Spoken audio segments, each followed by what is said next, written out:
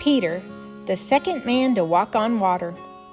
After Jesus fed the little boy's lunch to the way more than 5,000 people, the people he fed started saying, "This is the one we've been waiting for."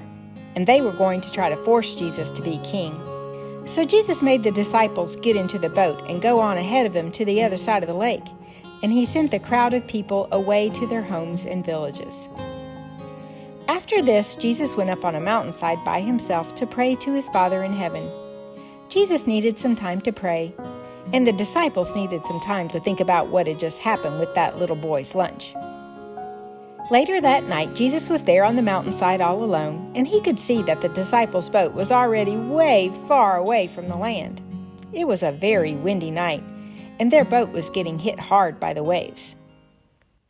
As the night was ending, Jesus decided it was time to join his disciples. So he started walking on the lake to them.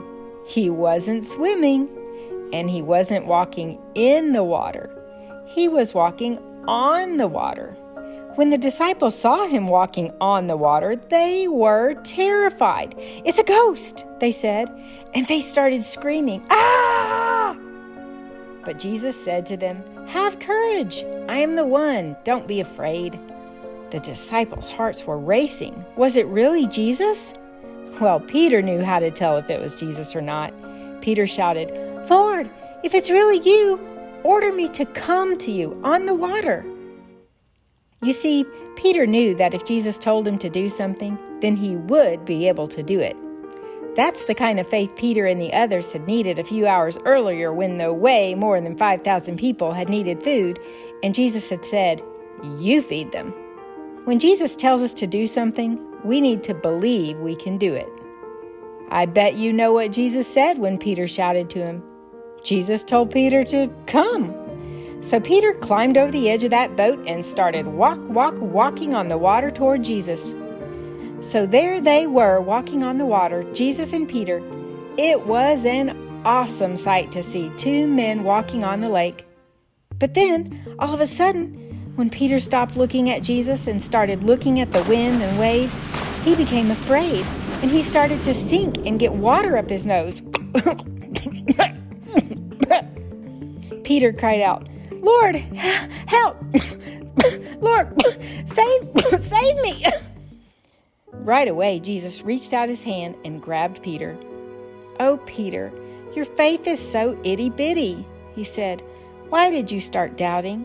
You let doubt win. Why don't you trust me all the way?" Jesus and Peter climbed into the boat. Right then, the stormy wind calmed down, and the boat, zip, immediately reached the shore where they were going. Those who were in the boat worshiped Jesus, saying, "It's true, you really are the Son of God." But at the same time, they were confused about it because their hearts were not yet soft about what had happened with the bread and fish. Jesus had told them to give the people something to eat, but they did not yet have enough faith to do it. They had done miracles before. They had healed the sick and had made Satan fall down like lightning from the sky. But they still needed to trust more. Sometime after this, Jesus told them that if they would just pray and believe, that whatever they would ask for would be theirs. He told them that if they would just have faith the size of a small mustard seed, that they could make mountains move. Well, they can't move mountains yet, but just keep listening and watch them change. They will start to have gigantic faith.